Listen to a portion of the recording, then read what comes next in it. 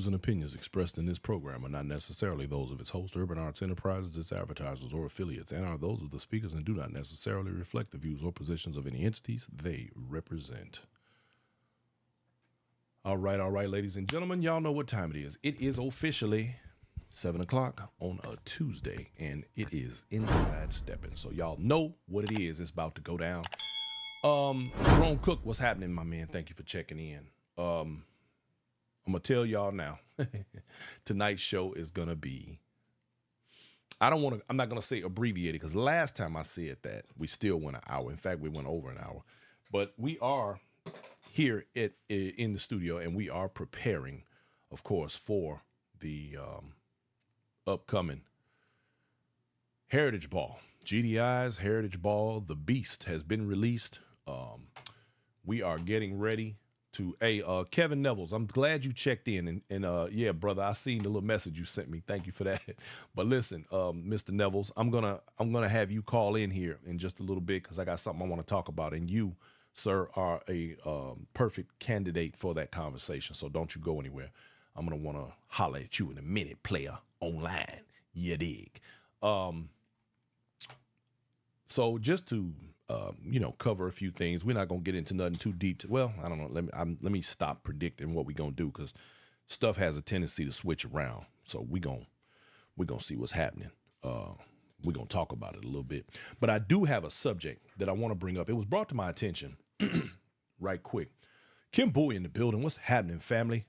Kim, I hope you are gonna make it, sir, to Atlanta this weekend. I would look forward to seeing you. We don't get an opportunity to break bread often enough because it's always a treat when players meet. I'm going to see you when I see you, my man. A topic came up. Netta McCormick, how you doing this evening, sweetie? That's my homie right there. And it had to do, we just going to jump right into this thing. You did, because we don't know how long we're going to be here. And we don't know what's going to happen, but we're going to do it anyway. So I was talking to somebody, and we got to talking about tables at events. And I know this is kind of random and I'm just kind of jumping out there, but what the hell, this is how we're going to start the conversation today. So we got to talking about tables at events. And as we all know, we pay the cost of admission, but then we also pay to have a seat at a lot of events, big events in particular. Arjanelle Anderson, how you doing? Thank you for checking in. And when we do this, of course, we do it for the purpose of reserved seating. People want to sit down, but we do have people who, things get a little sideways sometimes. So, the seating situation, it has its pros and it has its cons. Now I know of someone. Oh, and let me also say, sometimes it gets difficult to, sort of navigate this community, when sometimes you know things and then you don't know things. Some people do things that are not the most scrupulous. And I have seen occasions where people have purchased seats from third-party individuals who did not give what they got for their money. So that is something to be aware of. However, I want to say this. Hey, Darlene Mans, I see you checking in. Chandra Satchel in the house. My man, Pastor D is in the building. Dennis Howard Hodges. Lillian Hull, how are you? So here's the deal. When we pay for these tables, right? They usually run, depending on the event, usually about $100 for a table. Now, those tables generally seat 10 people. So you figure that's $10 per, which is not a bad thing, especially if you got good seating. But the question came up, and this is the real question. Now, we're going to get into the other details and what they call in legal terms, the minutia of it all. But when we go to these events, a lot of times we'll see some of the very front tables reserved for the host, hostess, and their crew. So the question came up, should event hosts, hostesses, and those who are at the forefront of the event be seated right up front or should they allow those tables to be sold to patrons, people, paying customers? Should that be, you know, should that be a thing? Should that be something that, you know, is, given to the people who are coming there? I have my reservations about that. Kenneth Wynn, how you doing? C. Wands in the house. Nita 730. So I'm wondering how y'all feel about that. And by the way, tonight's show is interactive, so you all can chime in to these questions. How do you feel as a paying customer, a patron of the Steppers community, when you go to the larger events or any of the events for that matter, and you pay for your table or you pay for your seat? Do you like that arrangement? Do you think that it's fair, or do you believe that it should be first come, first serve? Now, my thinking is, and that's a shout out to Irie Israel. And when he did Steppaganza was always first come, first serve. But the one good thing in the promoter's favor, I think, for first come, first serve, is that people are going to show up on time. People are going to show up sometimes maybe even ahead of time and get those seats, which to me promotes, I guess, what would be considered a stronger set. You got people that like to make their grand entrances, if you will. Nothing wrong with that. But I think, excuse me, it's just a question that I guess deserves a little bit of attention or a little bit of thought. Lillian Hull, how you doing? Lynn John in the building. Reggie Clayton, I see you, my man. Hey, Tam Tam. So it makes you wonder, what is there a better way, or is that the only way? And should it should remain the way that it is. Now, the reason I guess I'm bringing this up, along with a few other things around the Steppers community, is because we always talk about the problems. This community has many. What do we do to resolve those problems? Because the politics in this community is very, very thick. You can cut it with a knife, and sometimes we get caught up.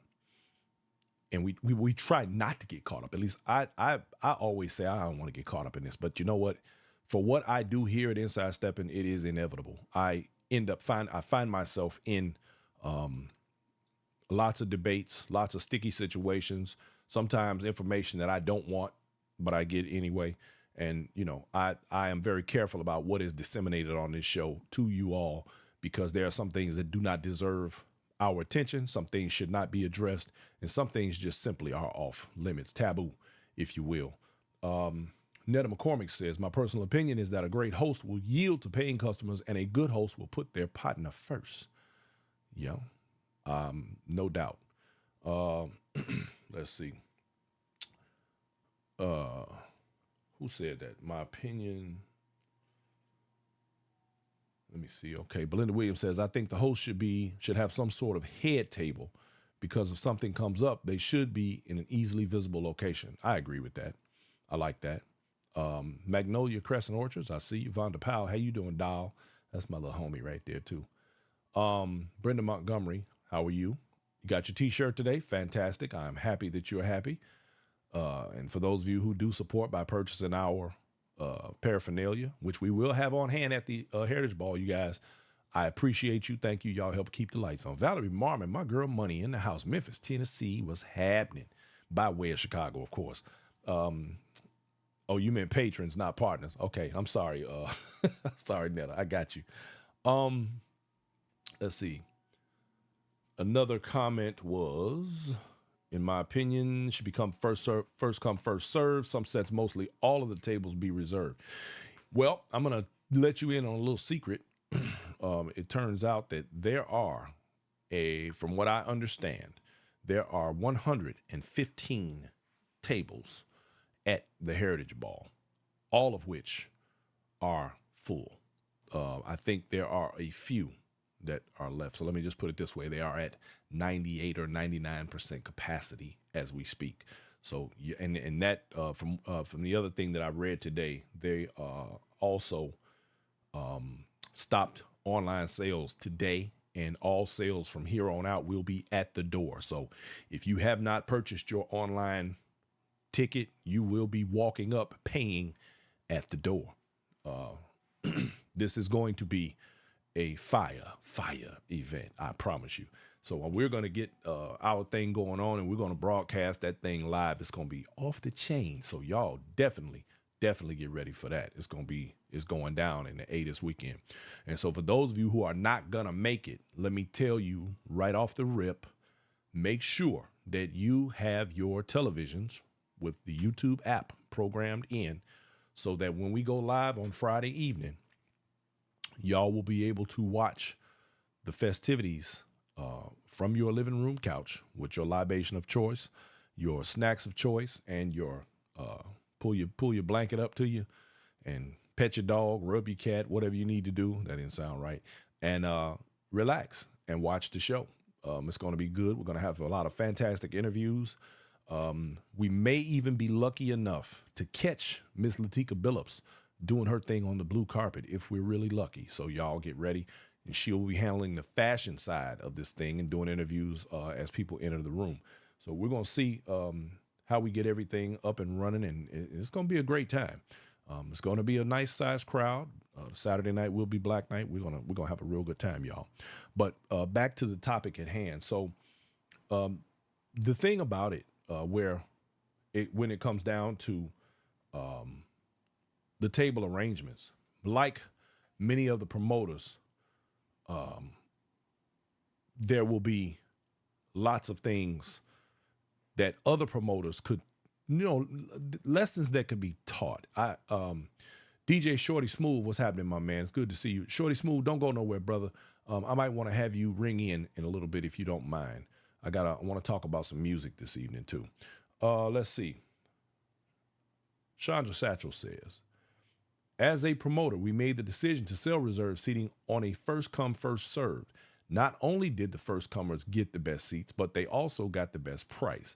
They have those assigned seats for Friday, Saturday, and Sunday. This also gives our guests the opportunity to meet new people. Absolutely. Thank you for that. Karen Nichols, Brian, what are the responsibilities of the promoter in terms of making sure that the seating is compliant with the ADA? That's a great question. Thank you for that, Karen Nichols. Well, if you want to get into the technicals of that, let's keep this 100. A whole lot of people actually. Okay, let me back up. See, what we're talking about now is the business of promoting. Do you know how many people that want to give events that don't take care of the business of promoting? And here's what I mean by that. You have people who don't even know that they should have event insurance. A lot of promoters don't do that. There are situations that come up. There are scenarios that happen. And in terms of that Disabilities Act, my guess would be that because we are a dance genre, and it's not to say that we don't have people who are paraplegics or less able to move about. I'm not sure I know it has to apply, but I think a lot of that is going to fall on the hotel itself. And I also think that as a promoter, if you know that you have somebody coming with special needs, that you would accommodate them in that way. I think that's something that definitely needs to be addressed, but I think it's going to be a less common topic, particularly because we are a dance genre and you're not going to be dealing with a whole lot of people who are going to have a lot of disabilities. I think, like I said, again, I personally know a couple of fellows who are in wheelchairs and they still come out and they get their dance on. So, and just as an example, we got my man, Tony Atway. Everyone knows his situation. And, I always make it my business to make sure that he's comfortable when he's rolling with me. So, it just depends. Now, now that you bring that up, it brings me back to a situation when we were in St. Louis, the last Steppaganza, and we were at the club there where they did the comedy. And I was a little pissed off. And I said something to Irie and I said something to Keith Hubbard, who was emceeing the event. It kind of pissed me off that everyone knows, and those some don't know, but the majority of the community knows that Tony Atway at the time had one limb, and he walks on a prosthetic. But it pissed me off that no one who was in seating, particularly the men, would get up and yield themselves to allow that man to sit down. He literally walked to the front of the stage and sat on the speaker. And that kind of pissed me off a little bit. So I think that there should be more consideration given to those situations. And if anyone in the community has any of those types of disabilities, they should let the promoters know and know that they need to be accommodated. So I'm glad you asked that question. That is definitely a great question. Let's see. Reggie Clayton says, I have mixed opinions about seating. Me personally, I don't care. I'll sit anywhere. I do understand that business is business, and when the host sells tables, it benefits them monetarily. It also gives patrons the opportunity to have good seating. First come, first serve sounds better to me because, like you just said, folks tend to show up at a decent time. I can actually stand up. I'm weird, but that's just me. LOL, I see y'all on the wood. My man, that's what I'm talking about. Okay, Brenda Montgomery says, I believe there should be one seat per ticket sold. It makes no sense to walk around all night in search of seats, whether you are at the Heritage Ball or Visions or Wednesday night. I don't disagree with that, Brenda. But I think also, Brenda, in terms of first come, first serve and seating arrangements, there are people who, I guess sometimes who can't or won't show up at an event at the designated time that it begins. And so if they can spend a little extra bread, and you know people like to spend a little extra bread and make themselves look big, you dig, to do those types of things, then, you know, I mean, this is a topic that I guess deserves a little more attention and time. Okay, I got you, Kevin Neville's. Hang tight with me. I'm gonna get at you in a minute. And yes, DJ Shorty Smooth said it's a hot subject, the business. We could do a whole show on that one. Absolutely, Shorty. And I believe we should do that. In fact, we will do that. Magnolia Crescent Orchard says most venues should be ADA compliant. And yes, most venues will be, because automatically, in order to even receive a certificate of occupancy in most businesses, period, not just something where a stepper set is, but most businesses, in order to obtain an occupancy certificate of occupancy for a business, you must be ADA compliant. In most cases, you have to have wheelchair accessibility and other things of that nature. So that venue itself is going to be that way. So the only other thing will be whether or not the promoter makes accommodations, special accommodations for those who may need some sort of special situation, which I cannot quite imagine what that is. And needless to say, anybody that's in a wheelchair doesn't need a seat. So there's that. And again, because of the nature of what we do. Let's see. Brenda Montgomery, people recovering from knee surgery qualify for ADA coverage. See, there you go. And we do have a lot of people in this community who absolutely have new knees. I know a few. And if I ain't careful, I'm going to be one of them. Let's see. Lisa Luckett, how you doing, doll? That's my fairy godmother right there. She said, we as promoters, we should be covered with insurance. Shit happens. We have homeowners and auto. We should have business insurance as well. Absolutely. Absolutely. Question number 2 from Karen Nichols. What are the responsibilities of the promoter in terms of following the local fire code's maximum amount of people allowed in a room? That again, Karen, I'm going to put on the venue itself, particularly the for example, a lot of events happen in hotels, and hotels automatically have a limit of people allowed in particular rooms. Now, the beauty of having an event in a hotel in that case is that most of the time they have retractable walls. So let's say, for example, a room should only have a certain amount of people. They move a wall, and next thing you know, they have more capacity. So I can't see that being a real issue unless you're doing something inside of a smaller venue, a small club or something like that. And that falls on the club owner and not necessarily the promoter. So, but good question though. Hey, Diane Harris, I see you, my dear. Let's see.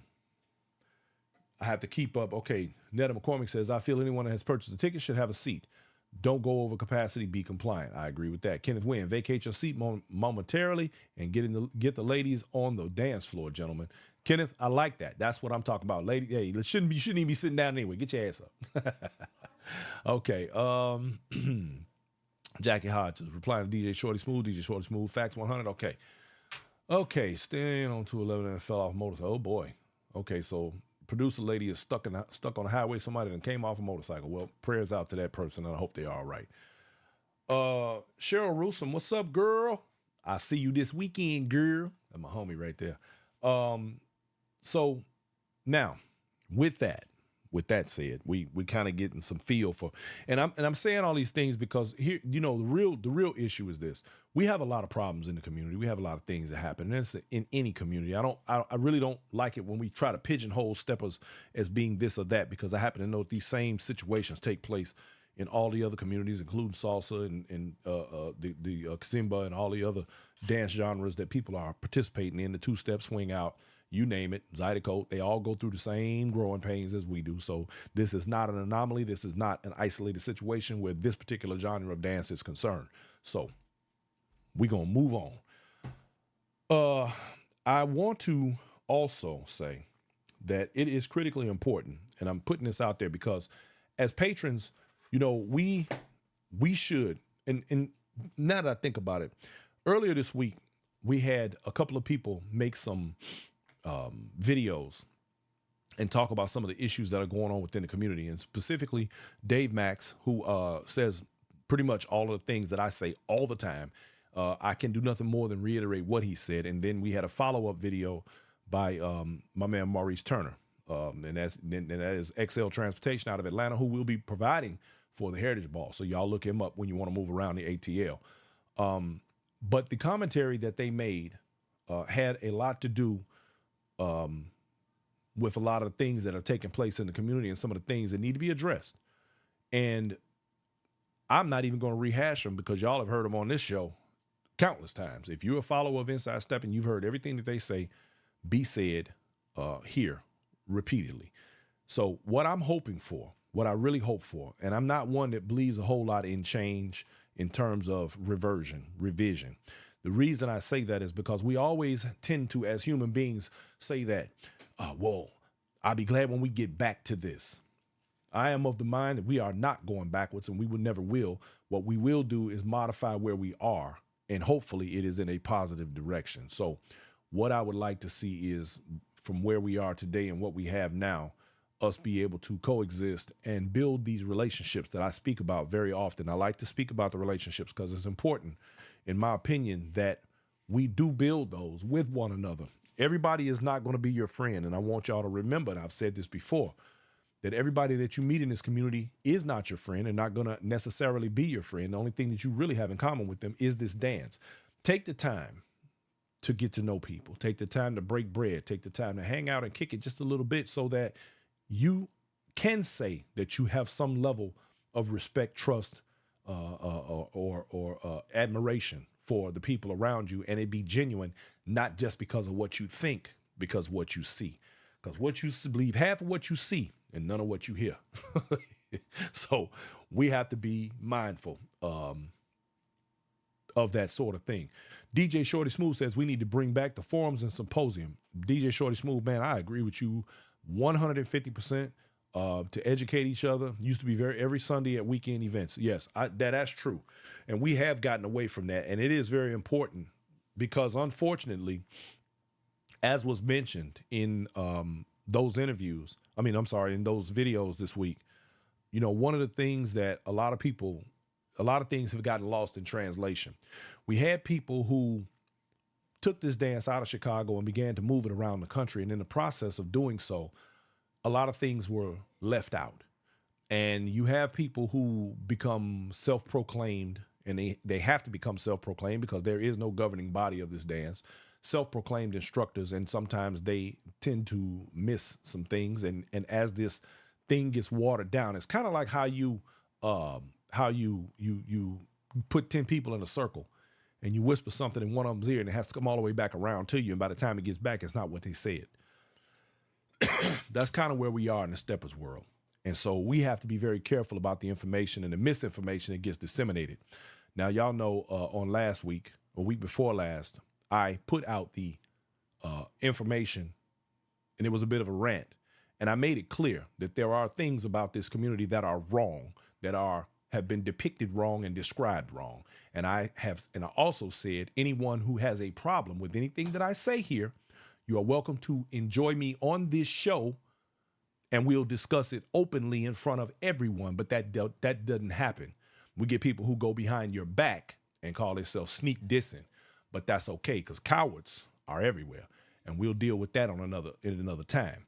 In the meantime, The truth is out there. The truth is the truth. It's not going to change just because somebody wants to put their own spin or narrative on it. And I'll stand on that.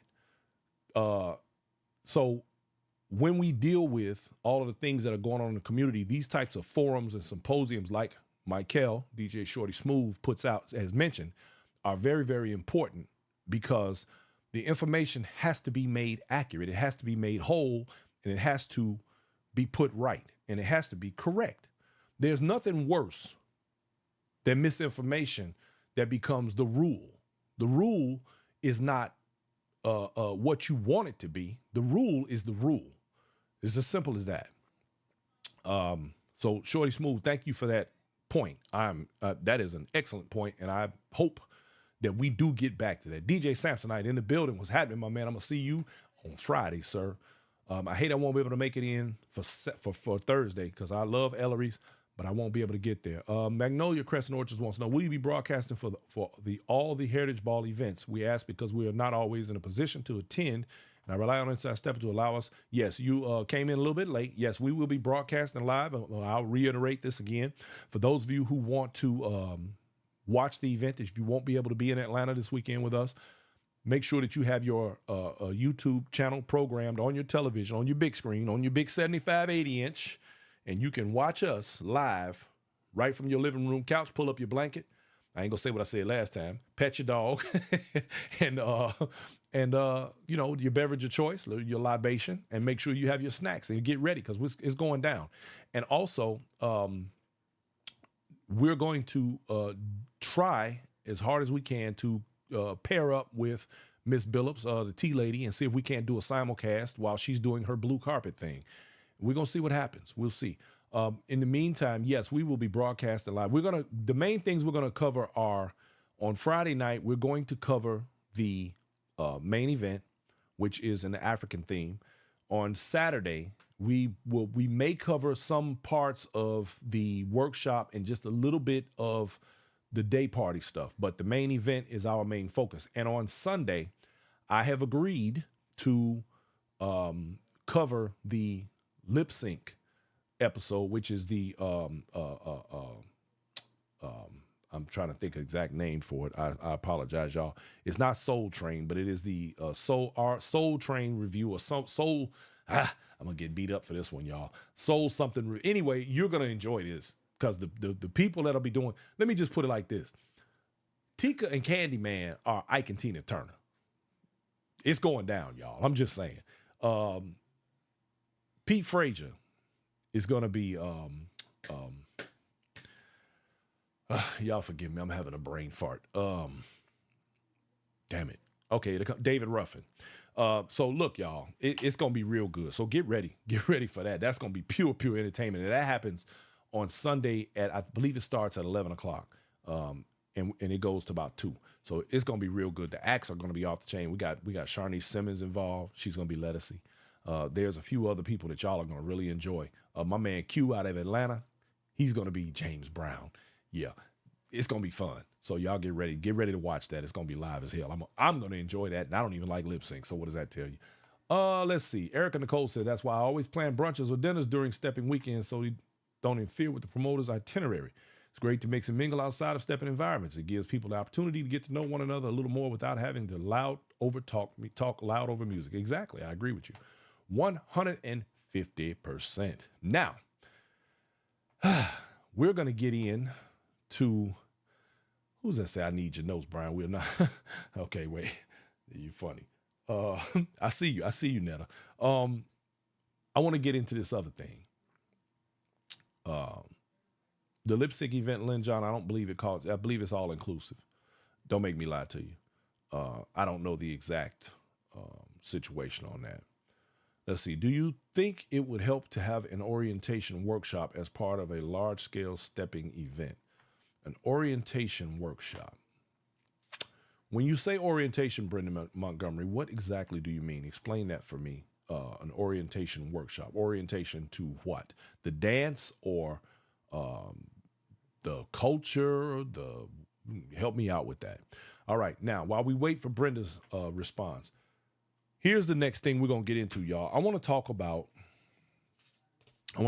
the music. This is a subject that has become dear to my heart because, as many of you know, I have become, or have become a DJ by default, if you will. It became necessary because in my community, it is very small. We still do not have any stepper DJs in the San Antonio. I am it. So because of that, I had to, when I was giving sets about 4, 5, 6 years ago, whatever it was, I don't even remember now. It's been about 6 years ago. We started doing sets here every Thursday. Well, we were playing music. We didn't have a DJ here. And every time we go to this, there's another place we would go to, Noble Lounge over in Cibolo. My man, I'm having all kinds of problems tonight. Name thing is just jumping all out at me. Anyway, my man Donovan over there, he had a couple of DJs, house DJs, but they could never seem to put things the way they go with steppers. And I don't think he wanted to be honest with you. So it became necessary for me to do what I know. And when I say I know, I don't mean I know DJing, but I know something about the music because I grew up in this culture, because this began with me back in the 70s. It began with me understanding what it was that people stepped to. And keep in mind that back in the times when you know, steppers would actually hit the floor, it would be the moment when JBs got played, James Brown cuts and Pass the Peas, that type of thing. But see, we were also skaters too, which many of y'all know, did all of these stories. But a lot of people don't understand a lot of these sets that we went to were not stepper sets. They were parties. The steppers stepped when the JBs came on. So moving forward, the music is shifted to where we began to step off of other things. And of course, because of Sam Chapman and other DJs who understood the music, that when the guys started actually beginning to step with the ladies and it wasn't so much of a battle dance, that's when the music began to take form of what we now know as good stepping music. So because of that, and because I was fortunate enough to be a part of that growth, if you will, I understood a lot of things about the music, and that's what makes it, I'm assuming, easier for me to be a DJ than a lot of people who have come into this fold and struggle. And I need y'all to understand something. I actually had a conversation with someone today. William Owens, my man, was having brother collaboration is real in the house. And we talked about the music because it has become a topic of interest over the last couple of years in particular, because we have people who have begun making statements like they don't want to hear old music, or what we refer to as the staples of the steppers world. And so once those things start to proliferate, it then begins to change the landscape of what we as traditional grassroots dyed in the wool steppers understand as our music. Magnolia Crescent says our orientation has been inside stepping. Thank you for that.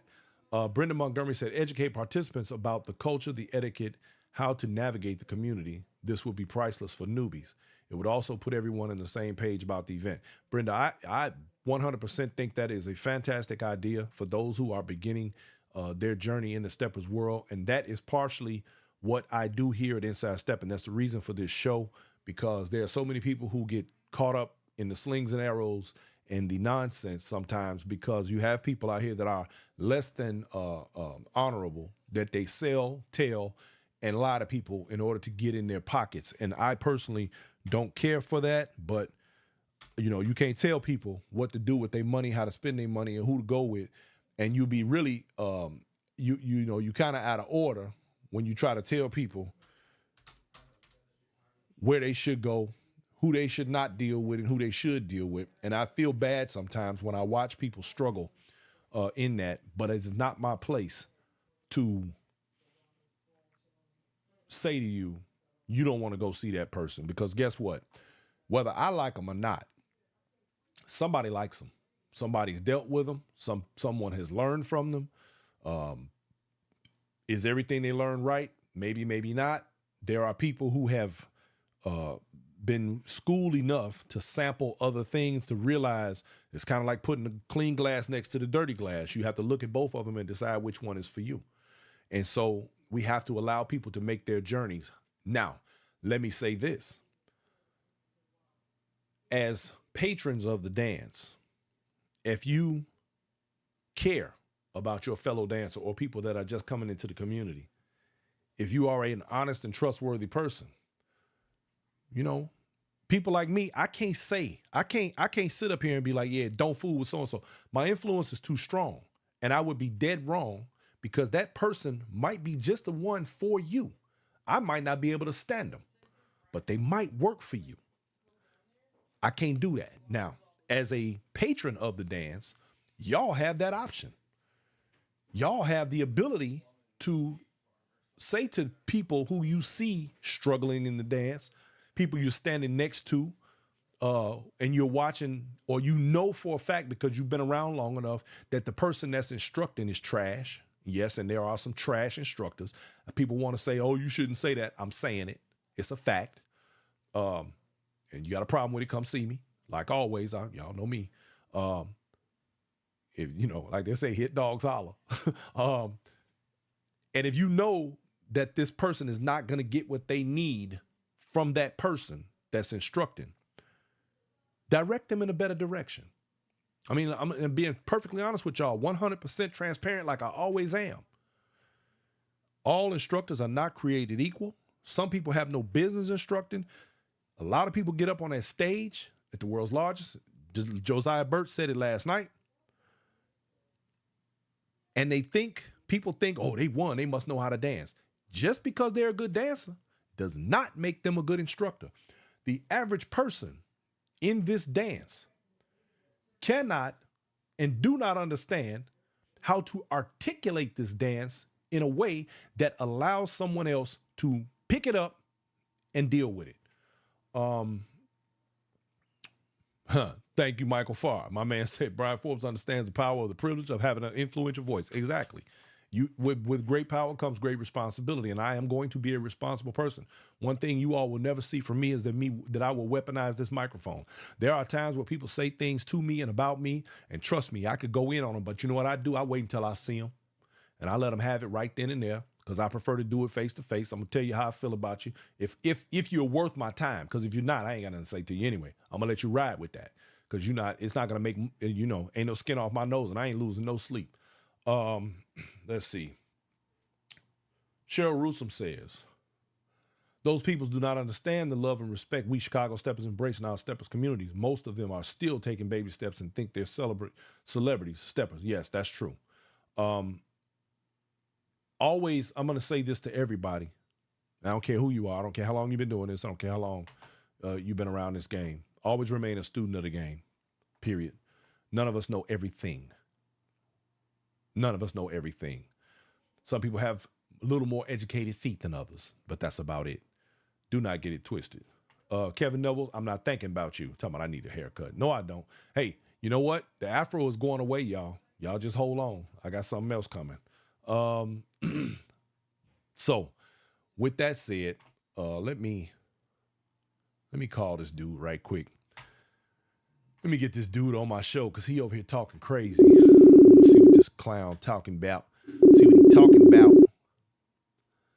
Shorty Smooth, stay tuned, my man. What's up, man? Hey man, you in the dark, man. What kind of vampire stuff you on tonight? I'm in Player. the Ladies and gentlemen, oh, let I'm me in get rid of my that right there. Y'all hold on. I gotta get rid of these names off of here. Let's see. Let me get rid of this other one. I still got Cheryl name up here from last week. All right, ladies and gentlemen, we got Ambassador, DJ Ambassador Kevin Neville's in the building, y'all. What's happening, man? What's up, So Bree? look at here. Uh, I want to talk about this music a little bit, man. And the Okay. reason I want to talk about the music because we're gonna get Shorty Smooth in here in a minute too. Um, let's see, who is this? Who said this? Netta McCormick said off the top, if you have no patience, you don't need to be an instructor. Now I agree with that. And if you don't know the history or etiquette, you don't need to be an instructor. And if you're not improving your dance and ever growing, you don't need to be an instructor. And Mr. Brian, you don't need a haircut. Thank you, Netta McCormick. See, that's why I like you, Netta. You my homie. That's my girl. You heard that, Kevin. You leave my hair She don't alone, know what man. she talking to. She don't know what she talking about. Leah John say music matters. Okay, so look, Kev, check this out. Yep. The music, man. You know, I want to first let me give a shout out to my audience. I want y'all to understand something. This dude right here, Mr. Kevin Nevels, is one of the people responsible for helping me through my journey as a musical engineer. I appreciate the work that this man has put in himself and the help that he has given me. It has been thankless to the point of he's never told me no to anything. Anytime I needed any help, anytime I had a question, he's always been there and always made it easy for me for my journey in this DJ game. And the same way he is about this, teaching me DJing and working with me like a few other good DJs around the country have, this is the same way your instructors should be treating you. The same way the promoter should be treating you. We have to hold these people accountable. Hold the promoters accountable. Hold the instructors accountable. If they're not doing what they're supposed to do, but they're taking your money, you gotta say something. The power is in our attendance and economics. If they don't have those two things, they don't have anything. So let's remember that. Vernetta Batts, I see you. Dallas Brown in the building. Marlon Brown, what's happening, my man? Okay. Hey, Sean. Sean said, hey, man. So Kev, give me Hey, some Sean, good Sean. give me some good information, man, about the music, man. I was talking to somebody today and we were having this discussion, and I was explaining how you got people around the country in different cities who have local DJs, because it was also pointed out this week by Maurice Turner and Dave Max that everybody want to be a DJ now, which, you know, I'm not going to be one of those people that's going to say that people shouldn't try to be DJs. They shouldn't try to be promoters. They shouldn't try to be instructors. Now, I do think they need to take the proper steps in order to do it and not just try to jump out there. But I do believe they should take a path like I did, because Kevin Nevels and Daryl Smooth Greenwood and DJ Stretch and some of the other people that was in my corner will tell you I wouldn't even call myself a DJ. I was playing music. And until somebody is paying you to play their set, you just do. It's a hobby. It's not a business. And you ain't a DJ yet. And I'm going to stand on that. And I'm saying that to say, practice your craft. Kevin, how many hours you spend working on music before you ever hit the set? How many hours you spend working on your music?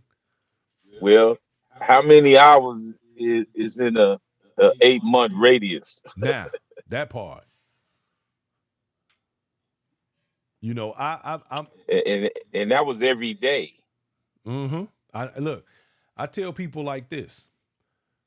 When it comes to the music, Michael Sampson, I thank you for chiming in. My man said you must practice. Look here. Yes. What's up, I Mike? literally have, let me see if I'm gonna put this picture up. I'm gonna just show my audience some of the stuff that I fool with. All right, y'all see that right there? Them are two different controllers right there. Matter of fact, those are three different controllers and mixing board right here in the studio. It don't even count the ones that's in bags or the one that's right next to my bed. You dig? Literally a computer and Well, Brian, you've been in my studio, exactly. um, and I think what helped me out a lot as far as learning, maybe a little faster than others, Mm-hmm. was that the setup that I have, about the privilege of living in a house, Right. first of all, and then my setup I have, it takes me literally 3 minutes to set up, and then I'm playing music. That's right. And that's how You that's know, understanding your craft, number one, and understanding what's required of you as a DJ to go and set up.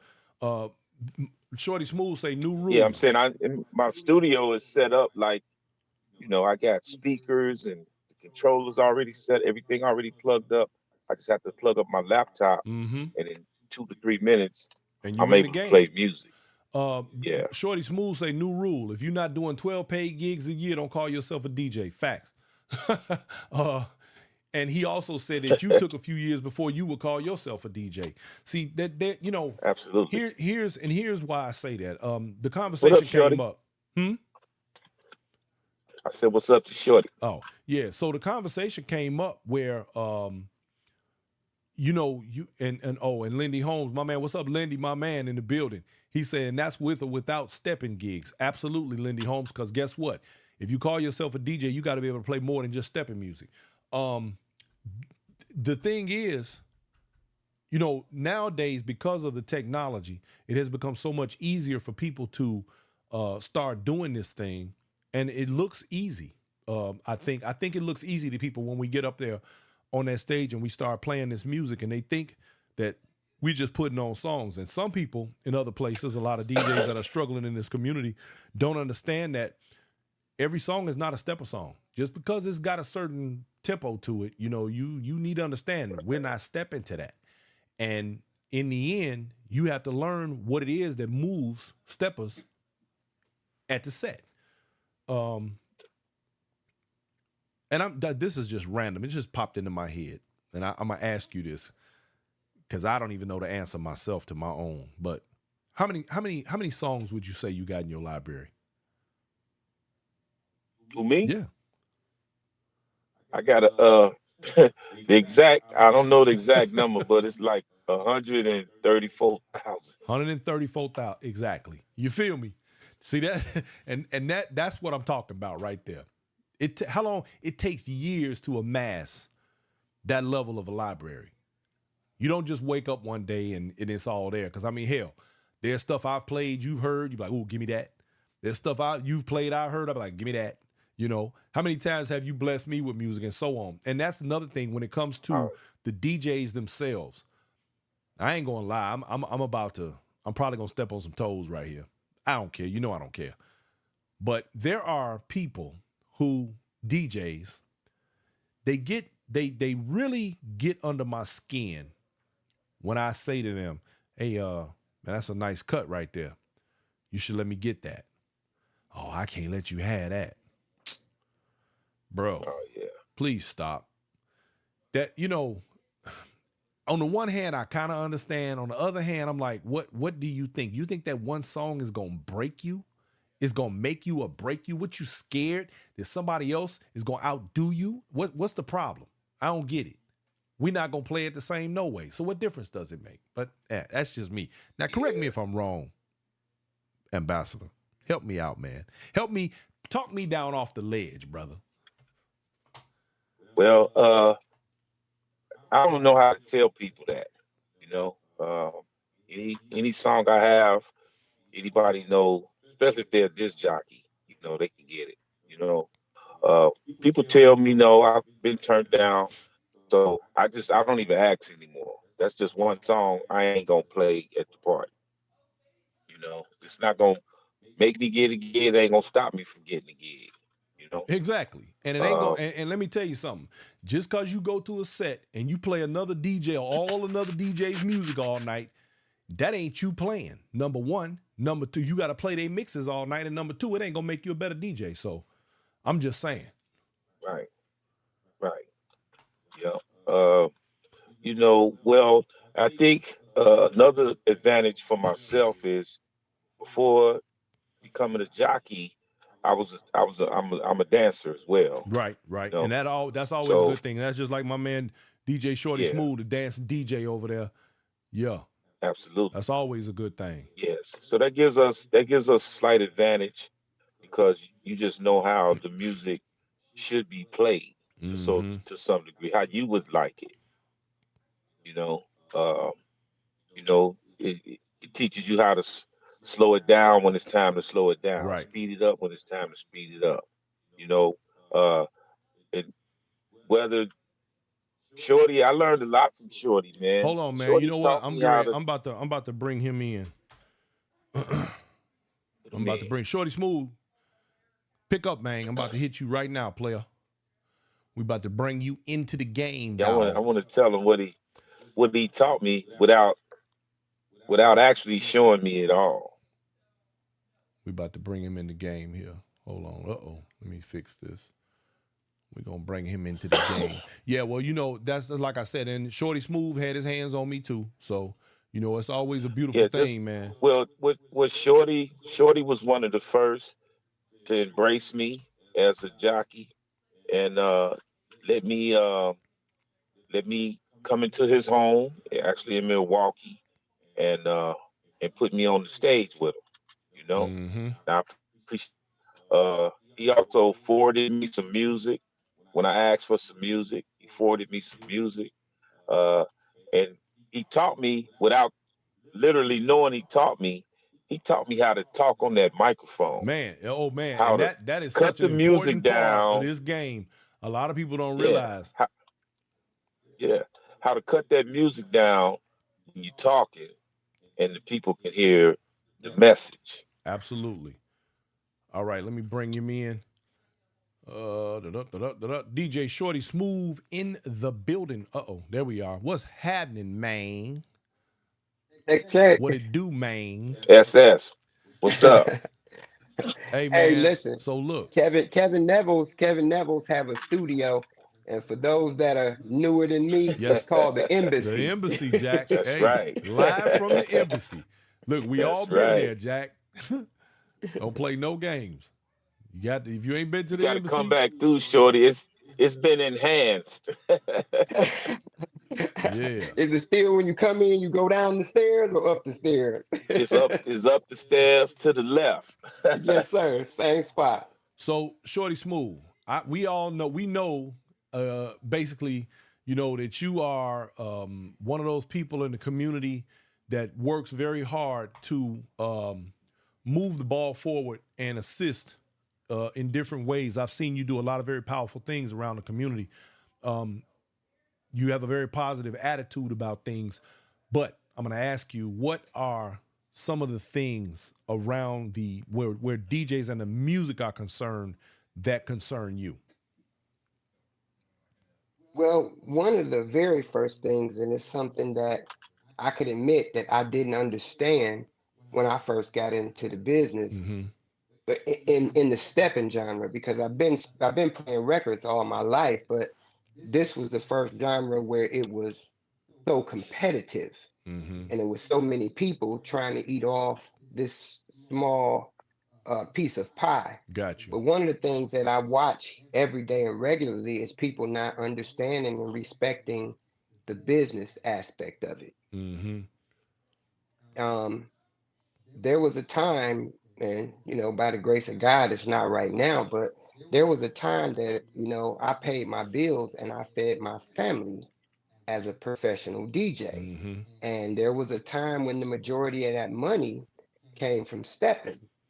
So when you have people getting some MP3s and a laptop and calling promoters and talking about, can I get on your set? I will Man, DJ for free. that one The right there. first thing, the first thing that the promoter, which they don't know no better either, should ask that person, well, who do you want me to fire? Mm-hmm. I got a flyer with the three DJs on it, and you want to come here. Who do you want me to fire? So, and that was something that I didn't take it in consideration because I was just so excited about playing music. I play music from the heart. I never went into it for money, but when I seen that it can make me money, then I took it as a business and not as a hobby and a habit. Mm-hmm.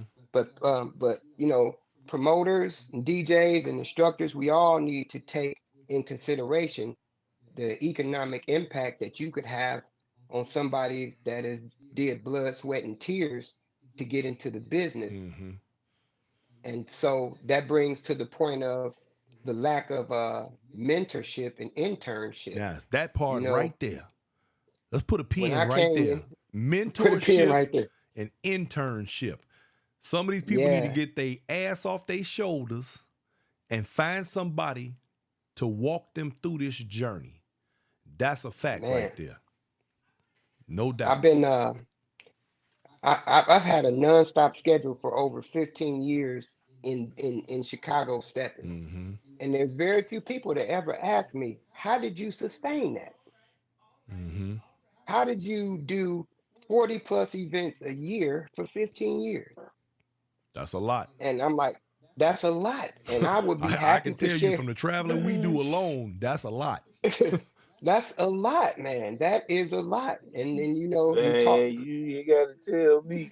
We Anthony Sumner says he believes the DJs are not made, they are born. No matter how much technical knowledge you may have, that doesn't make you oh, good. for sure. If you don't feel the energy, you'll Absolutely. be whack. I know of some of the so-called DJs who have been at this for years and they don't get it. We. Yep. So that Well, was that he that talking go about good disc jockeys. ahead. But no, yeah. I mean, the thing is this. Michael Samsonite says egos is a DJ's enemy. Man, ain't it? Listen, I listened to a guy play one night. We were at a set. I'm not even gonna say what city it was. This dude, man, I'm talking about. He was super duper arrogant, straight trash. The whole set was trash. I was like, wow. But hey, I try not to be. I mean, I gotta call them like I see them, man. I'm not. And hey, but like I said before, as much as I might not like them, somebody did, I guess. Man, I can't look, but that's why I won't say a name or a city. But it was He trash. probably was just naturally arrogant. I You think know, so. don't put that on the don't put that on the music. He said, don't even give him that much credit, huh? Straight up. So, so now, gentlemen, I want to pick both of your brains right quick. Um, how do you feel about the way it is being portrayed or had been portrayed that the older music is fading or phasing out or would like to be phased out? Before y'all go, I'm going to tell you my personal opinion is that every DJ has their style. And if you know what DJ is playing, you know whether or not you want to listen to that music or not. And at the end of the day, it ain't the music, it's your DJ. Now, y'all take it away. Right. You want me to go Go first? ahead. You can never go wrong with old school music. I agree. Old school music, in my opinion, hits that soul to the point where you can go into convulsions just sitting there just listening to the music. No doubt. You know, that's my opinion. Now, faded out, I wouldn't say it's faded out, uh, because you still got, you just can't go wrong with it. Right. Now, with the new and new music is great. I love a lot of the new Mm-hmm. music. But like you mentioned earlier, everything ain't a stepping song. Right. You Exactly. know, can't some of it is good, some of it is not, in my opinion. Uh, and everything is not a stepping song. But 'cause I like a mixture of both. Now, every party is different. Right. I And tell it this depends on all the what part of time. the Every country you party, in. yeah. Well, I mean, well, if we talking about, in my opinion, if we talking about Chicago style stepping, it should be Chicago And it music shouldn't should be matter where played. you at. I agree. That's right. But you Absolutely. got to You remember know, now, you still got those instructors because that are not teaching the culture. They're not giving the culture and the understanding of what it is that we well, do and why we do it. where's the instructions coming from? Listen, let me back up. We had a See what situation. I'm I had saying? a situation with an instructor once who was playing From in where? their class From all the where? wrong music. And Where was he from? huh? Listen, What was the instructor I from? ain't gonna get into that. But listen to me. That's now, what I'm Listen to saying. me. So let me stop you. No, let me Okay, stop go you ahead. because and I don't know, maybe I could be wrong because never been to a workshop, uh maybe 3 times ever. Mm-hmm. But if the instructor is not from Chicago, then he might not be in tune with the Chicago music himself. Absolutely, I agree. And here's my point. When and you know, and it's really funny to me when a person who is rooted in this tries to explain to you what you're doing wrong, and they believe that they know more about it than you. It gets a little hairy, and they've only been in it a couple of years. And I'm trying to say, okay, look, the music you playing is not what you need to be listening to, because that's not what they're gonna be dancing to. And I'm trying to give you the music, and you don't want it. Ooh, okay. Yeah. So I'm saying that to say, See, you talking about somebody that ain't from here. no, absolutely not See, from there. That's the point. So this is where I feel like that was a deciding factor, or whether or not I was gonna make it, not being from Chicago. You know, when you go to church, right, shortly after you decide you're gonna join the church, Mm-hmm. it's not too long after that that you get baptized. And when you get baptized, you get immersed in the water. That's right. And there is far too many people, instructors, DJs, and dancers, that just have not been dipped in the culture of this I dance. agree. They don't know what it's like to sit on the wall at the 50-yard line and look at it and not be able to do it. Yeah, Right. They don't know that's what facts. it's like for seasoned dancers to tell you as a new dancer, no, you ain't ready to You ain't dance with ready. me. So we a lot of times what happens, who that buzzing? That must be Kevin, A lot of times what the happens, a lot ambassador. of times what happens in these stepping classes, you guys brought up the point. The instructor and the DJ is playing a lot of music that as soon as they get to the set, they're gonna look up at me and Kevin Nevels and Brian like we trash, because what you didn't fed them Yep. in your You've been class feeding them is garbage the not whole the time. reality, is not the reality of what goes on in the real world. Exactly. So I talked to a DJ last month and I said, man, I don't see why with your skill set that you don't own your area. And the reason why you don't own your area, you are a great DJ with a great skill set, but you don't understand the culture of this dance. Mm-hmm. And that's what's going to help instructors, dancers, and DJs go to the next level. Facts. I'm way in Cleveland, Ohio right now. And one of the things that I constantly do is anybody that I'm instructing with music or DJing, I start taking them to people, places, and things that will help them understand what this thing really, really looks like. That's right. Yeah. Absolutely. I Now, got now, I got a DJ friend in Columbus, Ohio. He been DJing for over 40 years. He's starting to get into stepping, and and every day we I want to choke him so much because, well, I mean, I've never heard him play, but I'm sure he's an excellent disc jockey. And but I keep telling him, hey man, you can't just go to the 50-yard line and Calvin gonna let you play. Right. No. I Yeah, said you it got don't you got to work be like invited. I was lucky that. enough to Right. get invited, and I You did know. my thing But I while I was told up him in there. that you need to, I said, why don't you come to Chicago and let me take you to a couple of events, and then you can learn what we do here. Right. And then you can take it back to Columbus and become a better stepping disc jockey. That's Just right. do that for me first. Black Cool in the You know. building. What's happening? DC. hey, now look. So BC, if anybody want to know what it's like to follow a path and follow it strictly through mentorship and internship, that kid did it. Mm-hmm. That kid did it. He was an understudy on some of the top name DJs that you see in this industry right now And it shows. for a long time. In fact, he'll tell you a story that he used to open up for Roy Shannon. He used to open up for DJ Cross, DJ Raphael, Mm-hmm. and it came time for him to get that first set. And I remember the conversation on how it went. Hey man, you've been coming in here opening up for an hour for a year. But it's different when you got a room full of people and you got to play for 5 hours. Ooh-wee.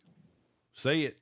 Tell it. Teach it. That's a whole different Look, ball game. hold on. We Y'all get made me ready to get into that. We about to get into that right there. My man Ricky God in the building. Listen. Hold on. Before we go too far, let's go back to the whether or not the Dusties are gonna stay, because I got to get my foot in on that.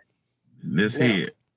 So first and foremost, I was one of them DJs that when I first got here, I was disruptive to what people knew as Chicago style Mm-hmm. stepping. And not because I wanted to change the game, it was just because I didn't know any better. Mm. And at that time, Terrence Pratt wrote about me. He said Shorty Smooth is either loved or hated. And I didn't want to be on one end or the other. Right. So I took the time to figure out how to become in the middle. So here's the thing that I've experienced as more younger dancers and newer generation dancers come into the thing. So I'll be at a party that's primarily a traditional stepper Mm-hmm. set, and they want me to do something for their music, right? Mm. And I done been at a party that had more of the newer generation and the old school people looking at me like, when you gonna play our stuff? Mm-hmm. So every party ain't for That's everybody. right. And what the new movement has done is took some pressure off of me. Because when y'all come, here's the reason why. Because when you come to a set I'm at, you know what to expect to hear based on who's there. Right. So what they've done, and I ain't mad at them for doing it, is creating an environment to where this is what's going to happen over here. And if that's what you want to participate in, then that's where Then you you know go where to go. over That's there. right. And you let them, yeah, y'all keep doing that. Yeah, I'm enjoying what you're doing. Now, as far as Dusty's or older music going somewhere, man, I've been playing records for my family in house parties since the 1970s, right? Mm-hmm. The difference between a lot of this newer music and that music of which I call timeless, it ain't got no staying power. Right. It is not going to It last. ain't There's gonna so be many around. songs that feel good for a minute, Look, that feel good look how for a fast minute, we but burn then through you, these the hits, the ones that pop out, and we be like, oh, we burned through them, and then man, they gone 6 months listen, later. and then what's your song? What's your song when the party ain't moving and you need to get it There moving? you It's go. gonna be something from the 1980s That's and 90s. exactly right. I You bet you sure right. that. I I got some bet you there's that. some It's 70 gonna be cuts. some. Yeah.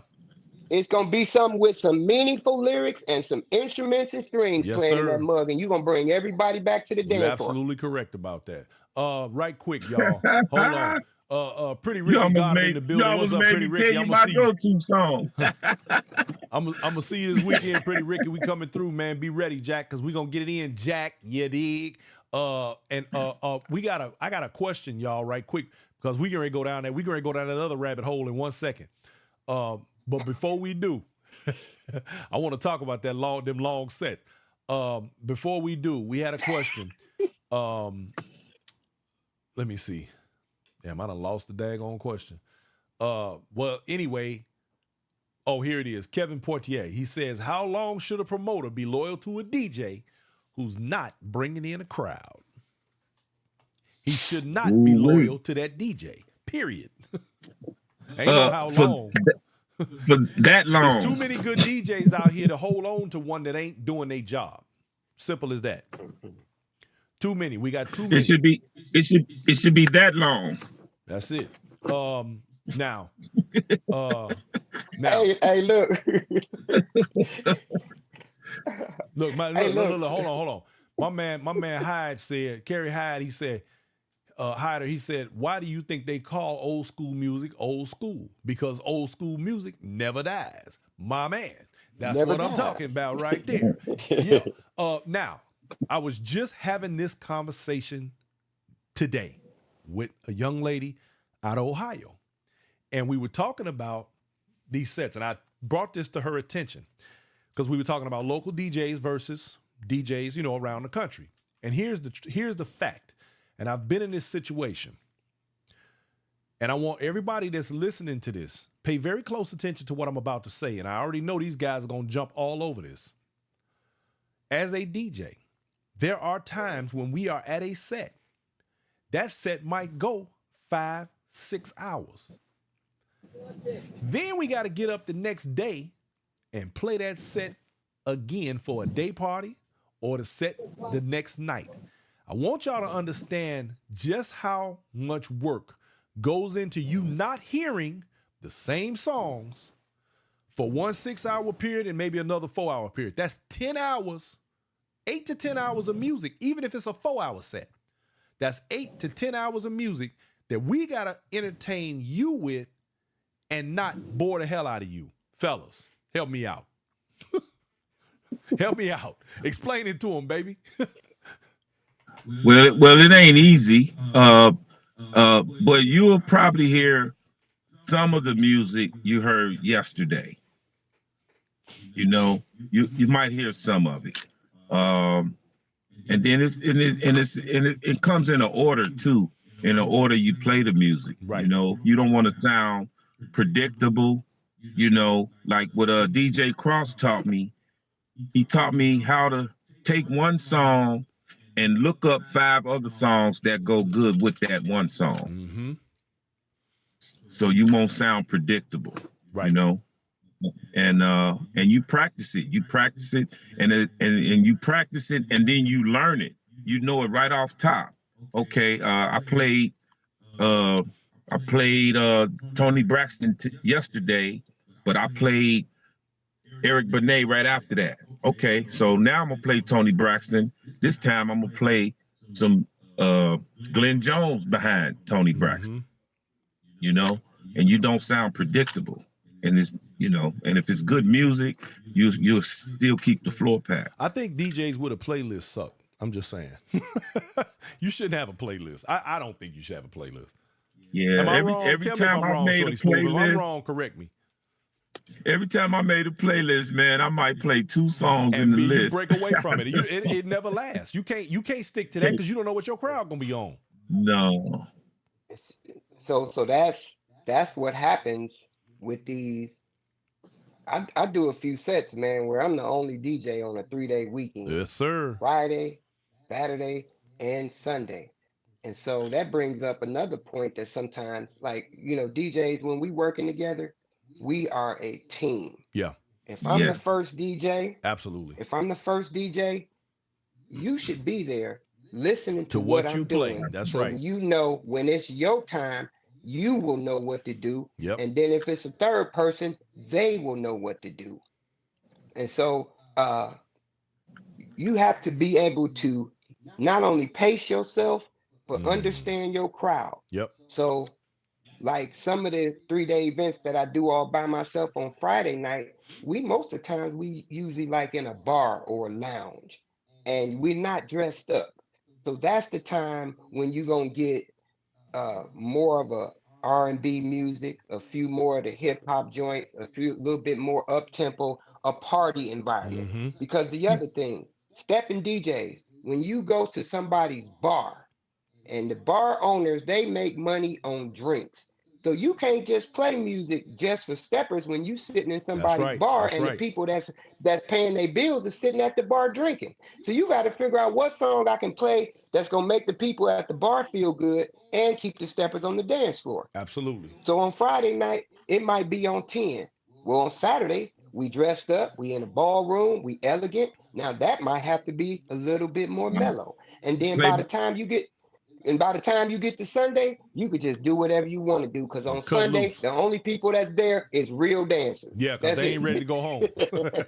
Nah.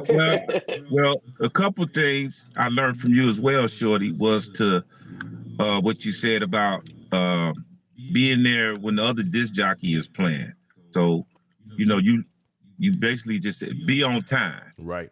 Yes. Well, Party you know, starts at this and look, time. I had a Be on situation. time. I had a situation like that this weekend. I played in Houston. I played the studio with my man Smooth, Daryl Greenwood. We when I got there late, we was stuck in traffic on the damn interstate for an hour, literally.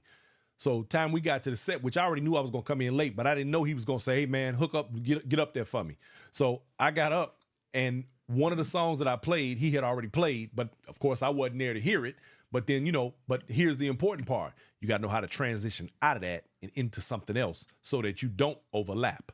You got to be ready to move, you dig? So he was like, we hit that one already. So boom, I went into the next thing. Well, like Shorty said, when we both jockeys at the party, we're a team. Right, that's right. So you just ask them, hey man, let me see what you played. Let me see your history.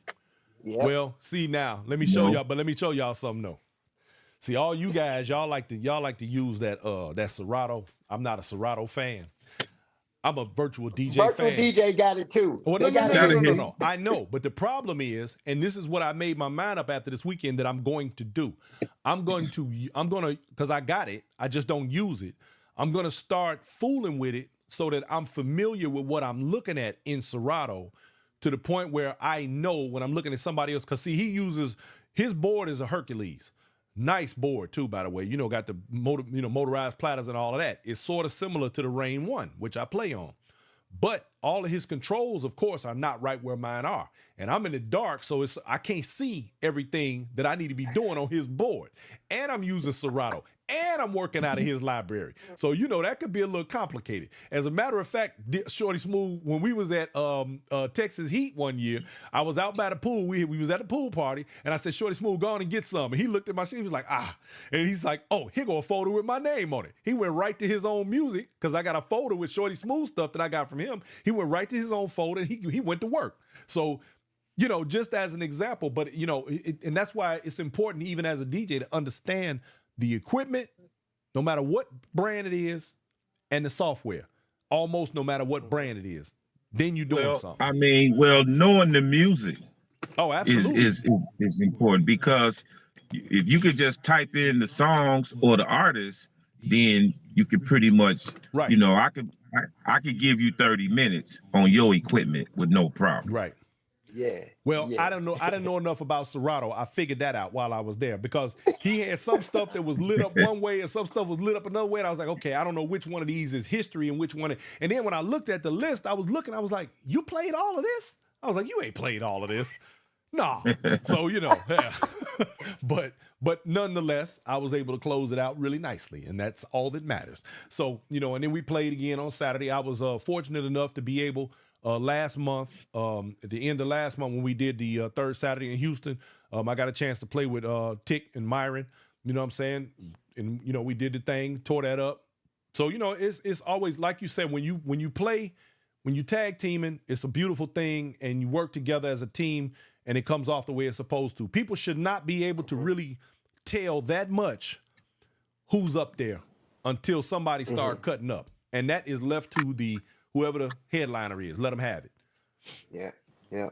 And see, that's a key point you bring up. You know, it's a very, very well, let me just say this. Opening DJs, it takes a lot of skill to be the opening DJ and to understand and know your role. Yeah. People take it lightly, and you think that it's not a huge responsibility, but technically you're responsible more than I am for the party, because the party starts off right here. It's on the surface. It's what we call above sea level.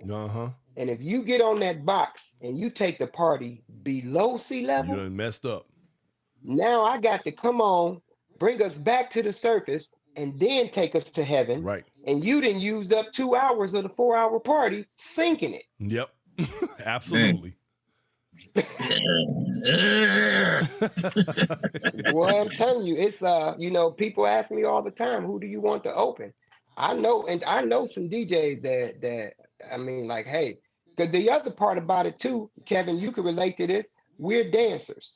So if I'm here as a DJ and you're on, and I'm a passionate dancer, I'm not dancing. Listen, if I'm not dancing while you playing music during your turn and I'm not dancing, I'm starting to get in my feelings about that. See, right? Yeah, I'm here to support you. And let me just throw one more thing in there. When we talk about understanding the culture, you the first DJ. It's 10 dudes and it's 60 women.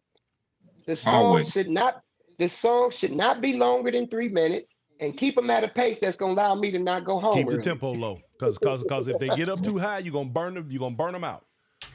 Well, that was part of my teaching that I learned from DJ Dan. Mm-hmm. Dan said those 60 women want to dance with those 6 guys. Yep. Absolutely. You know, he says, so you got to learn how to open and keep those 6 guys on the floor with them 60 women. You do know that if more DJs danced, it would increase the quality of the music in the community. Dancing DJs understand what it is that they most cases they understand what they're supposed to be doing. A lot of these guys don't dance. So. Yeah. The people in New York, when soon as they when I get there, the first thing they got this little saying. They say if your DJ don't dance, don't trust him. Oh damn. Hey, I'm gonna use that one. But let me just say this. The godfathers of this dance, they didn't dance. Mellow Chris, he's not a dancer. I've been blessed to get Calvin on the dance floor at least one time. You know, Right. Stevie Breeze, he danced, but those DJs, they didn't dance, but they were also part of the people that created the culture. There you you know go. what I'm saying? Right. They don't created count. the They culture. don't count. No. But for those of us coming from Milwaukee and all these other places that ain't really been dipped in the blood of this dance, Yes, man, we sir. need to get out there and do yourself a favor. Do yourself a favor. And if it don't hit you, you know, you got a lot of DJs. I put up this post the other day about don't change your gifts to fit the situation. Find a situation that fits your Fits your gift. gift, absolutely. We have a lot of DJs that want to be in this stepping genre, and there is someplace else that you should be with your ear, your heart, and your desire for music. Some of you all are you barking up the wrong tree. Absolutely. Your success is waiting for you somewhere else. There you go. Hey, Somewhere else. DJ We Stretch got just weddings. chimed in, said hello, gentlemen. DJ Stretch What in up, the Stretch, building. Alex? Another one of my stepping mentors in the building. What's happening, player? Hey, James L. Johnson in the building too. J3, he doing his thing in the swing out and stepping. And that's the other thing, sound systems. Ooh-wee. That matters. It definitely matters. That matters. Oh, yeah. Hey, Brian, let me send a shout out to Greenwood. Man, Smooth. send all your shouts out, player. Hey, listen, man. I didn't get a chance to tell him because I had left. Collaboration is real, baby. He is absolutely killing it on that music. You know, when it comes to and in my opinion, when I say that, I say how you make me feel when I'm sitting in the room as a dancer. And that's one brother that, you know, coming with the. To be honest with you, Smooth don't get as many gigs as he should. And that's why I'm saying what I'm saying. You know, this is cold. what I'm saying. This is why I'm saying what I'm saying. Like there's, you know, and to all of the new DJs, go get with somebody because there's 50 people in front of you in line that have the talent, the skill, the experience, and the passion. And when you show up, you know, and just jumping, you know, it's the G code. It's just so many things, man. Like, you know, I had this scenario, right? I've never seen a medical student go in the operating room and tell the head surgeon, let me do this open heart surgery. I want to display my skills. Yeah. And it's not that serious, but it is that serious. That medical student sits in that operating room for a legal amount of hours before they are allowed to touch one of them utensils. Yep, that's right. Dark Kim in the building. Hey, look, I'm about to put y'all. I'm about to give y'all a hard one. Somebody just asked on this live, what is Chicago stepping music? Go ahead, Shorty. Yeah, y'all know that's a rough one. Come on. Hey, look, so listen, that ain't rough. That's a good one for me because I didn't come from Chicago stepping music. I came from music, period. And so I was notorious for playing stuff that the status quo. I was known for drifting off the path. I can remember I was at a set in Las Vegas one time and I was killing the party, hitting them with some Keith Sweat, some Howard Hewitt, some stuff that wasn't traditional stepping music, but people were receiving it well. And this one old school cat came up to me and he had on one of them players ball outfits, so I knew he was from the sound like Super Dave. That was probably Super Dave. He came up to me, he said, man, this ain't no damn stepping music. And I asked the question. I said, well, what is stepping music? Stepping music is the music that we will dance to. There is a script. I have a folder, like Brian, if you came and you were spinning with me, I would show you a folder that I call a script. And it's full of songs that you can't go wrong with at almost any stepper set. Right. I've got one of those too. That's my go. That's a automatic. No matter what happens, you can go to that folder and it's gonna be all right. you get a brain freeze, Yep. fall back to the script. But Yes. stepping music, it has its Rhythm. status. It has a script. But stepping music is what we dance to, what we are willing, what the crowd accepts and moves. Now, let me give y'all a little history of where some of the best stepping music came from. Uh, when they said that I would, that I didn't understand old school, I really sat at the feet of people that had been there and done I that. bet I already know what you're getting ready to say, but go ahead. I'm listening. DJs and dancers. Mm-hmm. So some of the stepping music to this day that has been timeless, Mm-hmm. it was called Trash. Woody B-sides. McNeil. Woody McNeil is a lady DJ. Mm-hmm. You will see her at Steppagan's. Is one of the only places she really come out to when she does make an appearance. But I used to conversate with her and conversate with Steve Breeze and Sam Chapman, and even got a chance to talk to the cool Herb uh, Kent. Herb. Herb Herb Kent. Kent, Yeah. man, all this at Steppaganza. But she told me, she said, when record labels would come out with a record, they would send a cassette to the radio station. And the radio Mhm. station would listen to it and decide they wasn't going to play it on the radio, and they would throw it in the trash. Mm-hmm. So the DJs that worked at the radio stations would pull them cassettes out the trash and bring them to the stepper set. Now, So that's how some of before the that, original step. Go little ahead. history before that, B-sides. For those of you know B-sides, what a yeah. 45 is, Pizza. you flip them 45s over to that one, because you bought the 45, you got two songs on there. You had the one main song that you bought on the front, but you had another For the song on A. the back. And the B-sides, a lot of stepping music came from B-sides. Nada. And so, Brian, Wow. let me go back to the sharing of music, right? Mm-hmm. Since we talking about records. DJ, the founder of hip hop, right? Everybody know this song. This beat is from a group. The song was called Apache.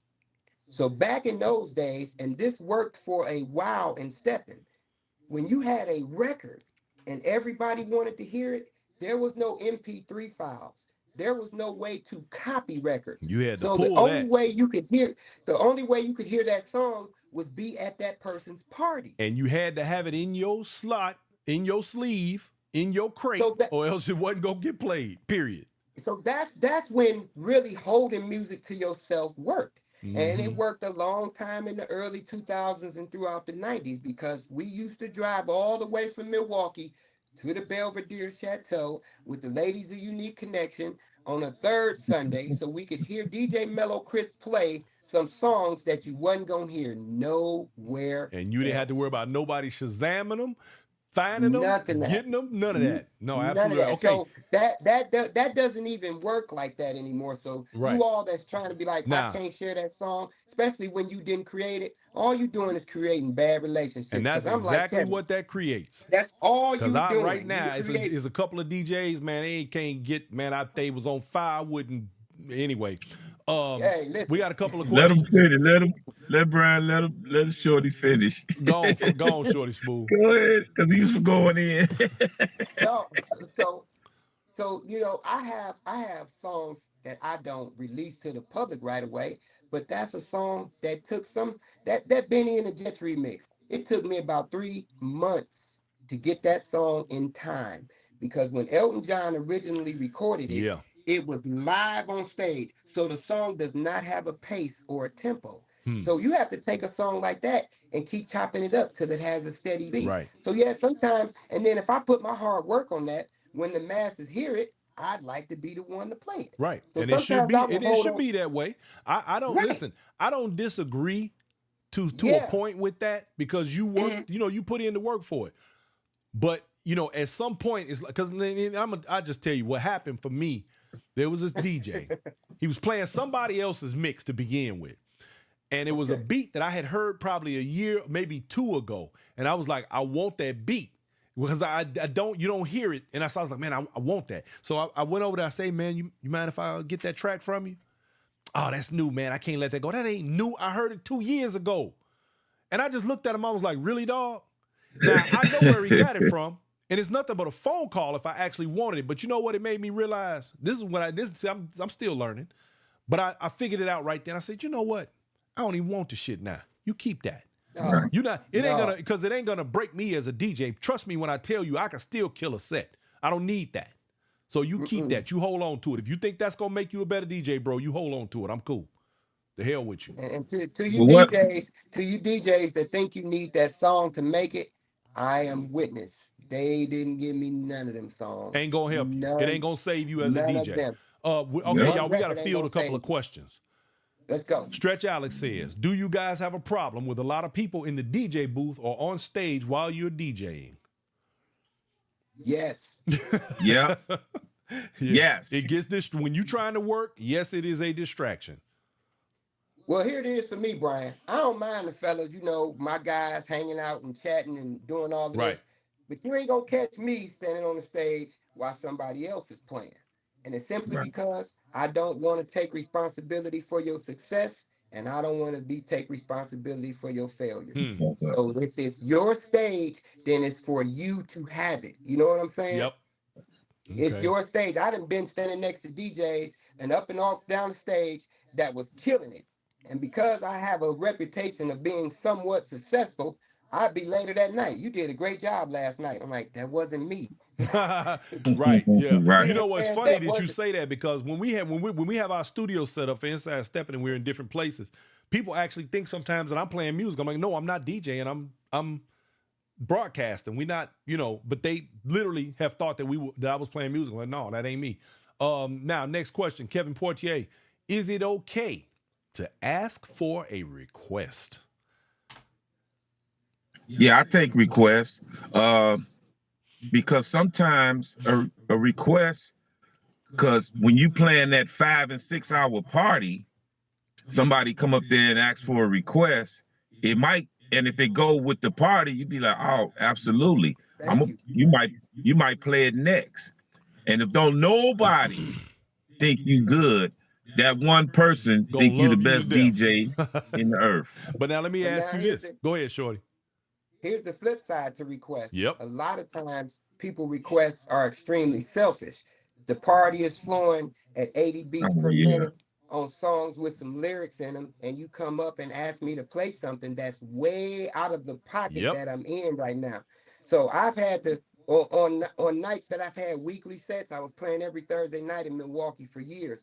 And finally this person, they would get irritated with me because they would ask me for a song. I said, I'm going to play it, but I ain't going to play it right now. And sometimes that right now would not be that night. And then finally, dude came that up ain't to me taking a and said, request, Shorty Smooth. yeah, well, I took the request, but I'm not going to let you take me out my flow. Now, and then see, that's how I feel about it. Well, If I got a thing going on, I'm going to be hard pressed to stop what I'm doing.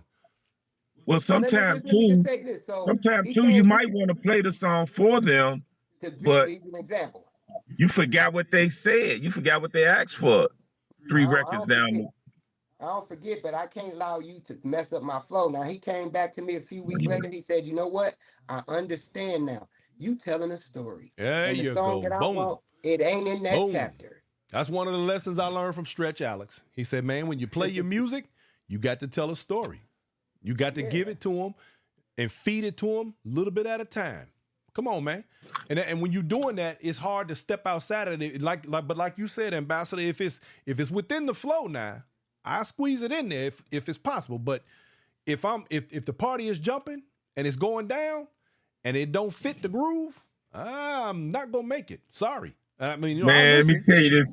This one lady, she asked me to. She actually wrote 3 songs on a napkin. Right? Wow, 3. Put it on the DJ table, right? So I was like, she want a DJ. She don't even want me to DJ. She want a DJ, right? Right. Tell her here, get up here. Now I was actually gonna play one of the songs, maybe 2 of them, because they was good songs. So she was dancing, and she came up there, and because I had the napkin on his belly, she turned it over so I could see it. I turned it back over, and then she reached and grabbed the napkin and went on about her business. Oh man, she was mad at you. Okay, she was mad at me. One more question, because y'all, look, this thing that got good to us. We working it over here. So the next question is, from damn, where'd it go? I gotta quit doing that. Okay, from DJ Esquire Leroy Sullivan. Would you rather stay in your city and play or travel, and why? To me, no, I enjoy traveling, period. So traveling and getting paid for it is a bonus. Mm-hmm. What about you, Shorty Smooth, Mr. 40 gigs a season? So I'm at a place in life where I would rather be at home. Mm-hmm. I can Yeah, dig I would that. rather. I mean, I like I say, 40 to 50 plus gigs a year for 15 years straight. Um, and life is about life, right? So there was a time in my life where being at home didn't mean that much to me. Mm-hmm. So traveling a lot and being social, that was my life. Right. But my current life now is way different than anything I've ever had before, business wise. My sister lives right on the other side of this wall. My auntie who raised me, which is my godmother, she's right here in this city. Mm-hmm. Um, my high school friends are in this city. My mother's brothers and sisters are in this city. I live an amazing life. And coming out of Cleveland, sometimes it costs me more to go places. Yeah, Cleveland ain't It cheap to costs, fly out of. It's like San Antonio down here, man. It costs a yeah, fortune to it fly out of costs. here. A lot of times I offer to back out of sets, letting promoters know that, hey, things are different right now. I know that you bringing me in my flight. You could bring two people out of Chicago for the price of bringing me from one place. Right. And then right now when I'm DJing, I'm not going to the steppers. There was a time when I was happy to be at the stepper set because I get a chance to dance and do all this type of Mm-hmm. stuff. And now, I have a major company that's waiting for me at home. I have my family that's waiting for me at home. Right. A really amazing life. And so And when I all them charge it now, weekends I'm gone charging. is a lot. And when I'm charging now, I'm charging for my time. That's right. I don't know what DJs are charging, but this is what it costs me to be gone. So Right. yeah, I would rather be at home right now, but doing what I did, don't get me wrong. Now, I absolutely loved it, embraced it, and I still do. I'm getting on the plane Thursday and I'm excited we'll about it, see you in the A, mister. Well, You see, dig? Let's and go. on that tip right there, just with Inside Stepping alone, aside from the DJ gigs, traveling around, I ain't gonna lie, I enjoy it and I bitch about it sometimes. Sometimes I'll be like, man, because I said last year that I'm gonna cut back this year. We're gonna, not have such a travel schedule, but because of what we do with Inside Stepping, it's kind of like, I feel bad if I'm not bringing what we have to the public.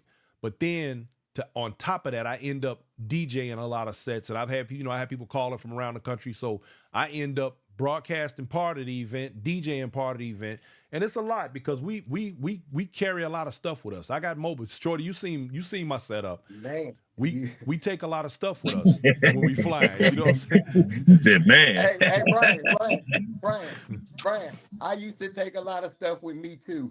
You feel me? So it's like when we go do these sets, I still do enjoy the traveling and the moving around. I cannot lie and say that, and yeah, there are times when I get burnt out. Usually by the third day of an event, I'm ready to go sit down somewhere straight up. Second, No, you ready to go home. yeah, I'm You ready to be at home.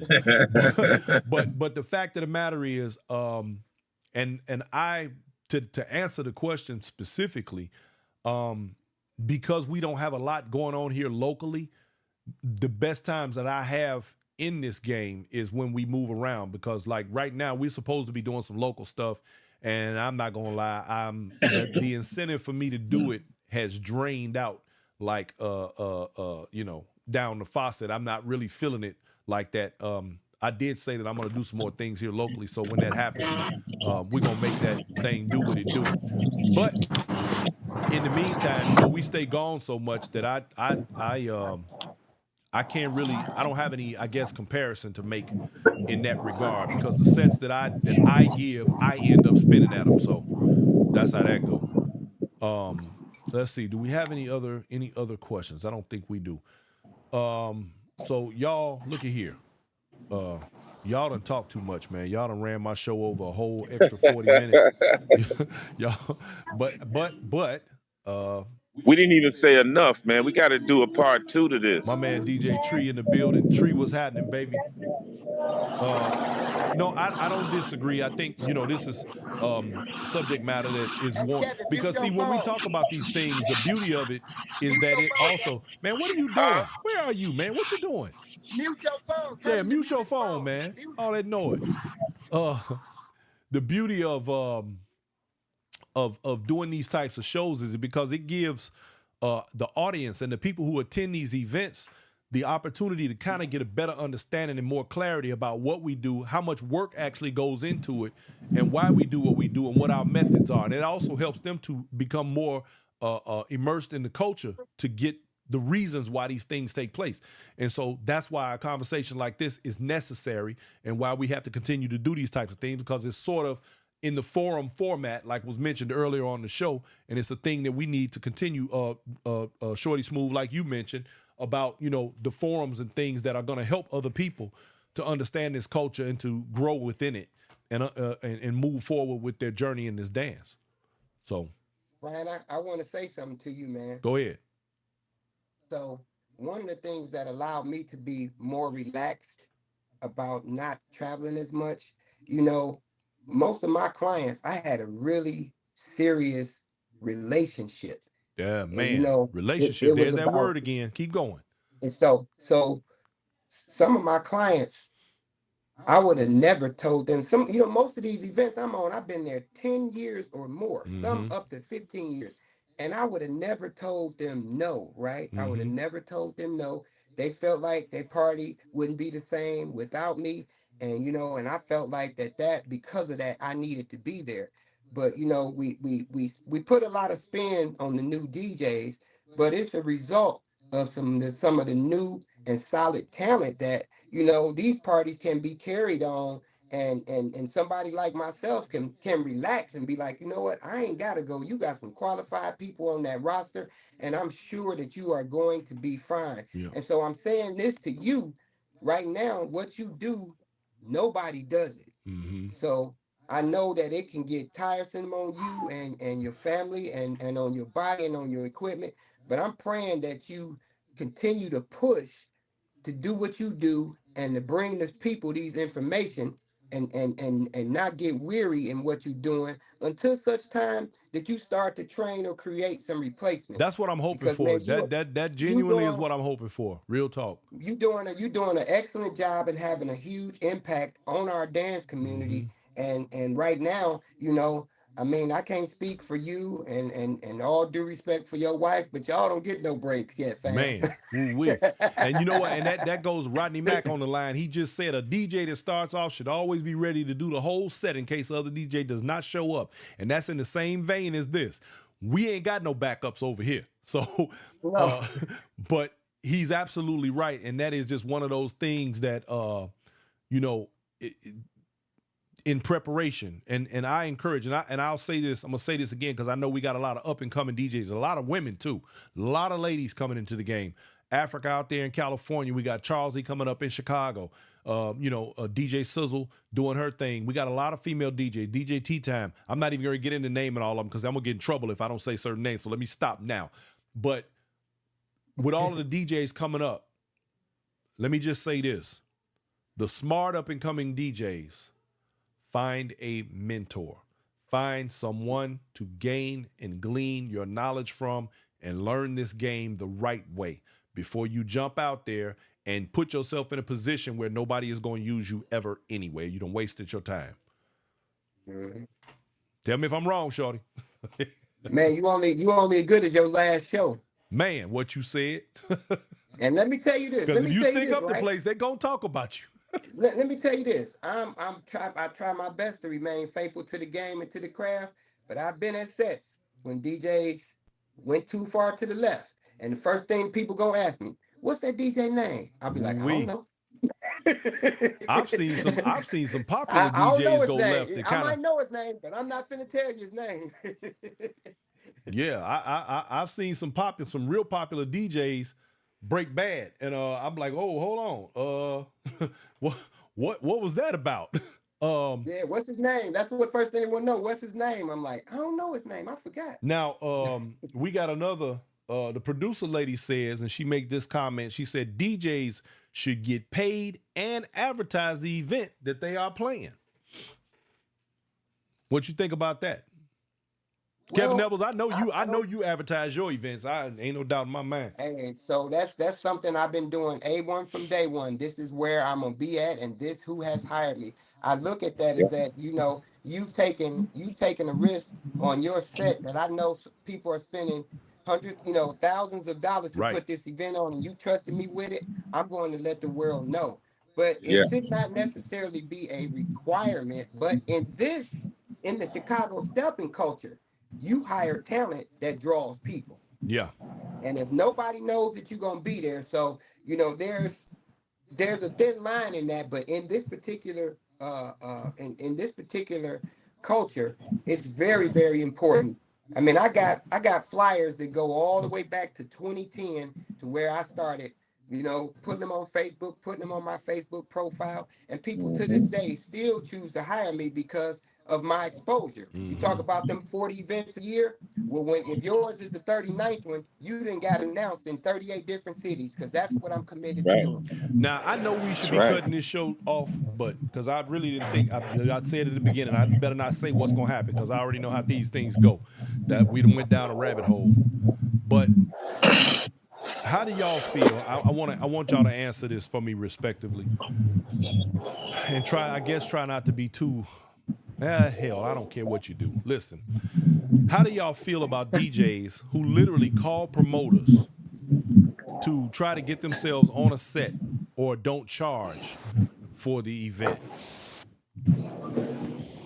Well, I've already talked about Hate that. it. I've Kevin say hate already, it. I've already talked about that. Like what medical student goes to the surgeon and say, "Hey, let But me now hold perform on this now. surgery."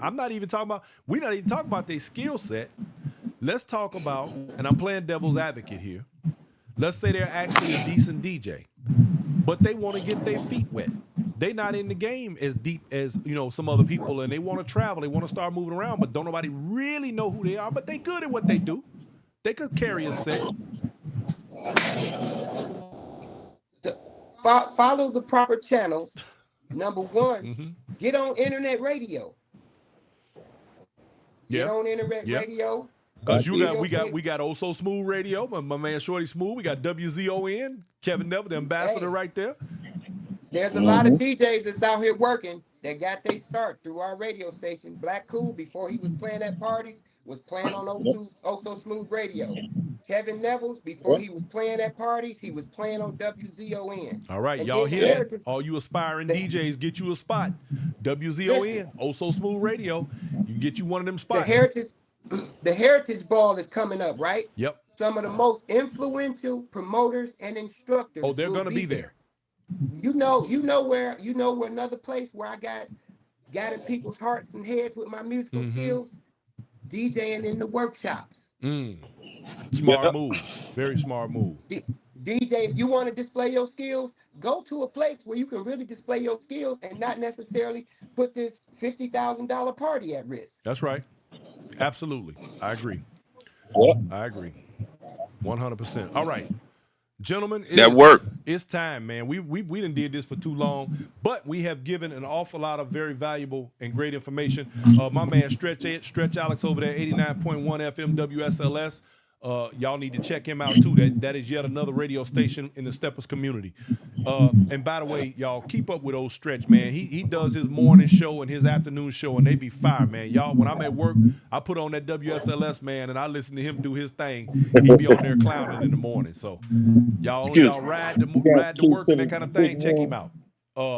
And of course, check out my man Kevin Nevels, WZON Radio at the Embassy, where anything can happen. And also Smooth Radio. Anything. My man DJ Shorty Smooth got that beautiful platform with all them great DJs that come on every single day, man. And they be getting it in. Got your drive at 5. You got all of the DJs doing their thing every day, all day.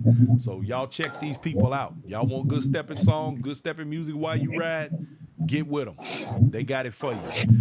All right, so gentlemen, man, look, I appreciate y'all coming through, man, and hanging out with your boy this evening because we really didn't have a format. We just was having some general conversation, and I wanted to be able to give the people a little more information, a little bit more culture, a little bit more kick in the pants. You did, because we got a good weekend coming up. I'm gonna see you, gentlemen, this weekend. We're gonna have a great time, and we're gonna kick it real, real hard.